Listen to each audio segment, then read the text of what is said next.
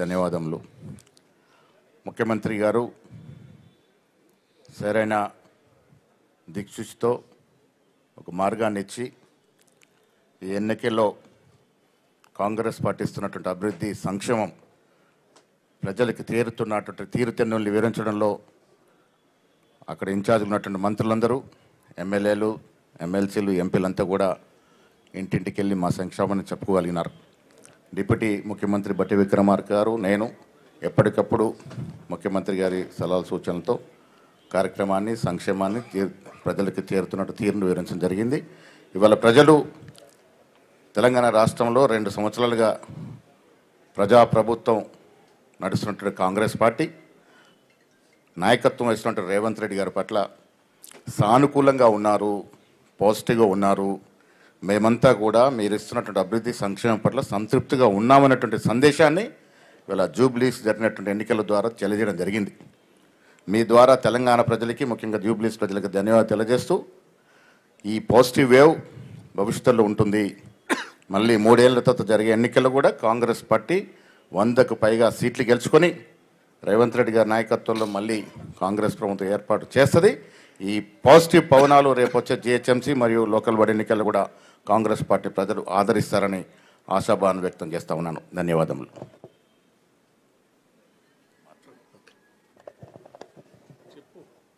ఇప్పుడు గౌరవనీయులు ముఖ్యమంత్రి రేవంత్ రెడ్డి గారు మీతో మాట్లాడతారు. ఈ పత్రికా సమావేశంలో పాల్గొన్న పిసిసి అధ్యక్షులు మిత్రులు మహేష్ కుమార్ గౌడ్ గారు, ఉప ముఖ్యమంత్రి వర్యులు మిత్రులు బట్టి విక్రమార్క గారు, సహచార మంత్రివర్గ సభ్యులు, నూతనంగా ఎన్నికైన జూబ్లీహిల్స్ శాసనసభ్యులు యువమిత్రుడు నవీన్ యాదవ్ గారు, ఎన్నికల ప్రచారంలో పార్టీ బాధ్యతలు, ఈ గెలుపుకు ప్రధాన భూమిక పోషించిన పార్లమెంట్ సభ్యులు, శాసనమండలి సభ్యులు, శాసనసభ్యులు, వివిధ కార్పొరేషన్ల చైర్మన్లు, క్రియాశీలక కార్యకర్తలందరికీ మనస్ఫూర్తిగా అభినందనలు, కృతజ్ఞతలు తెలియజేస్తున్నాను. ఈ పత్రికా సమావేశం ద్వారా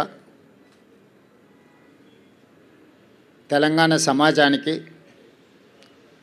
కాంగ్రెస్ పార్టీ కార్యకర్తలకు ఈ గెలుపులో మాకు అండగా నిలబడ్డందుకు మనస్ఫూర్తిగా వారికి ధన్యవాదాలు తెలియజేస్తూ, ఈ గెలుపు మా బాధ్యతను మరింతగా పెంచింది.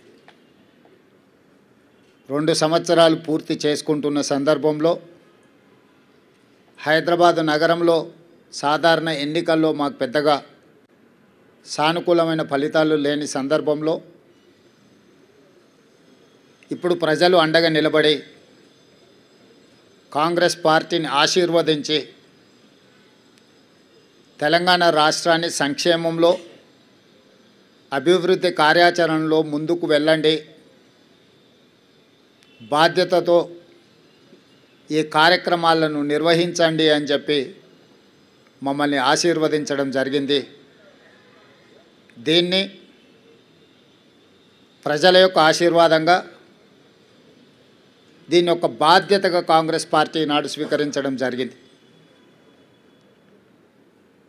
ఎన్నికల్లో నెగ్గితే ఉప్పొంగిపోవడం, ఓడిపోతే కుంగిపోవడం అనేది కాంగ్రెస్ పార్టీకి తెలీదు.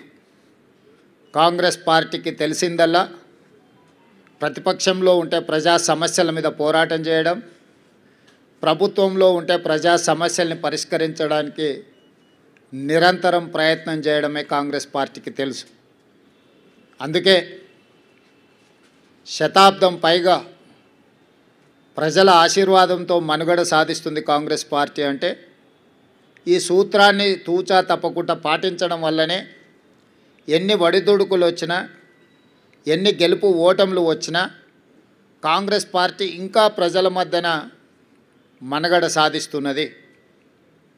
అందుకే ఈనాడు జరిగిన జూబ్లీహిల్స్ ఉప ఎన్నికల సరళిని మీరందరూ గమనించారు. ఇందులో ప్రజలు విలక్షణమైన తీర్పునివ్వడమే కాకుండా పోలైన ఓట్లలో 51% కాంగ్రెస్ పార్టీకి ఓటు వేయడం ద్వారా ఎప్పుడూ లేనంత బలం, ప్రజాబలం ఈనాడు కాంగ్రెస్ పార్టీకి వచ్చింది, కాంగ్రెస్ పార్టీకి చెందింది. ఈ ఎన్నికల్లో దాదాపుగా 51% ఓట్లు కాంగ్రెస్ పార్టీకి, 38% ప్రధాన ప్రతిపక్షమైన బీఆర్ఎస్ పార్టీకి, 8% భారతీయ జనతా పార్టీకి ప్రజలు ఓట్లు వేయడం జరిగింది. దీని ద్వారా ఎవరి పాత్ర ఏంది,